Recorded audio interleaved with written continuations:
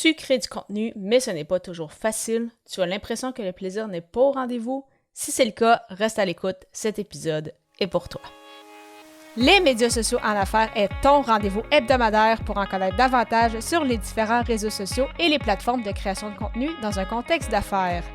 Chaque semaine, je répondrai à une question thématique qui te permettra d'appliquer concrètement ces conseils pour ton entreprise. Si tu reconnais l'importance et la puissance des réseaux sociaux ainsi que de la création de contenu pour ton entreprise et que tu souhaites en apprendre davantage sur cet univers, tu es au bon endroit. Je suis Amélie Delebel, travailleuse autonome dans le domaine des communications et marketing depuis février 2020. Je travaille avec les réseaux sociaux et dans la création de contenu depuis 2014.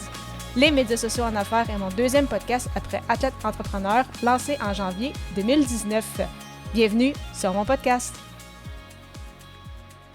Salut et bienvenue sur les médias sociaux en affaires, épisode 335. Alors qu'aujourd'hui, je réponds à la question « Comment avoir du plaisir à créer du contenu ?»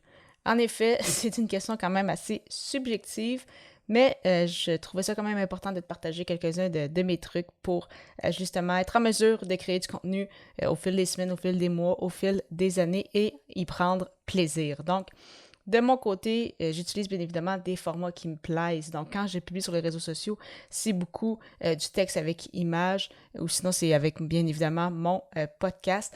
Alors, si tu n'aimes pas te filmer, mais que tu t'obliges à le faire, c'est sûr que ça ne sera pas facile. Ou la même chose, par exemple, avec l'écriture. C'est pour toi, c'est vraiment difficile d'écrire, mais que tu te forces à rédiger des publications, des fois même des publications longues. C'est un peu comme si tu essaies de rédiger des articles de blog et tout. C'est sûr que ça ne sera pas facile parce que tu as déjà une réticence au départ. Bien évidemment, des fois, à force d'en faire, on finit par y prendre goût, par prendre l'habitude.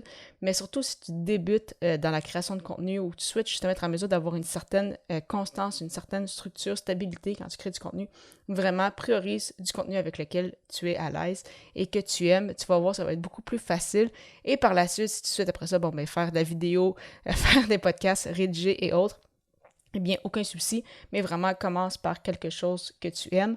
Et c'est le cas, bien évidemment, pour le format de création de contenu que tu vas choisir, mais également les plateformes. Si justement, tu n'es vraiment pas très vidéo, que tu n'utilises pas TikTok dans ton quotidien, que ce n'est pas une plateforme que tu apprécies, mais que tu te forces à l'aimer parce que tu te fais dire que « Ah, mais il faudrait que tu crées du contenu là », c'est sûr que ça va être vraiment difficile, surtout que si tu n'es pas à une étape où est-ce que tu peux déléguer justement cette tâche-là à quelqu'un d'autre. Parce que là, si tu es à cette étape-là, que tu as un revenu assez récurrent, que tu dis « Ben moi, je délègue justement toute ma création de contenu ou tout le contenu que ça ne me tente pas de faire », c'est parfait, c'est super, tu le sais au moins que ça va être entre de bonnes mains, mais si tu es encore au moment où c'est comme, ben, j'aimerais ça être capable de le faire moi-même avant d'être en mesure de le déléguer ou, c'est ça, j'ai pas encore des revenus, donc il faut que je commence quelque part, eh bien, vraiment, c'est important justement d'aimer la plateforme, d'aimer le format de contenu que tu vas choisir avant d'être en mesure justement de le déléguer et à ce moment-là, les gens feront le contenu qu'il faut.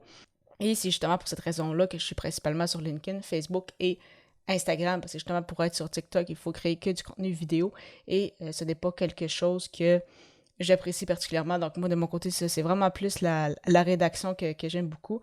Donc, bien évidemment, ça ne veut pas dire que tu ne peux pas créer du vidéo sur d'autres plateformes, mais c'est important justement que ta façon de créer du contenu corresponde justement aux plateformes que tu choisis.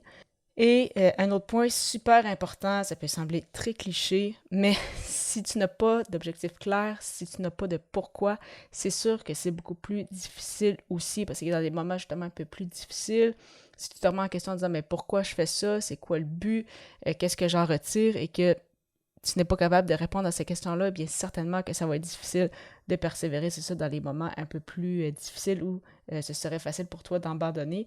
Mais si tu sais justement pourquoi tu crées du contenu, c'est quoi tes objectifs derrière, par exemple, c'est quoi peut-être les revenus que tu veux générer, qui est souvent l'objectif ultime, donc derrière ces plateformes-là, c'est beaucoup plus facile d'être motivé et de mon côté, prendre part justement, prendre plaisir en fait à créer du contenu, que si tu n'as justement aucune idée où est-ce que tu t'envoies avec ça, puis c'est comme, ben, je me suis fait dire qu'il faut que je crée du contenu, donc j'en crée, mais bof, si c'est juste de moi, j'aimerais mieux marcher ou jouer à des jeux vidéo à la place. C'est sûr que ça va être difficile, donc vraiment, définir ton pourquoi, commencer peut-être par une plateforme justement avec à la fois, donc un format de création de contenu, une plateforme, essayer d'avoir une certaine constance et par la suite augmenter tranquillement pas vite la cadence, donc bien évidemment, il y a plusieurs choses qui peuvent rentrer en ligne de compte, mais vraiment, il faut que le plaisir soit au rendez-vous, il faut que tu aimes ça, créer du contenu, ou du moins assez ça, juste avant que tu puisses justement déléguer cette partie-là. Parlant de création de contenu, je te propose gratuitement une liste d'éléments clés à ne pas oublier lorsque tu crées du contenu. Pour la télécharger gratuitement, simplement te rendre au ameliedelbel.com/liste. Au plaisir de te retrouver lors de l'épisode 336, alors que je répondrai à la question « Dois-tu ralentir la cadence avec ton contenu pendant les vacances? » À bientôt!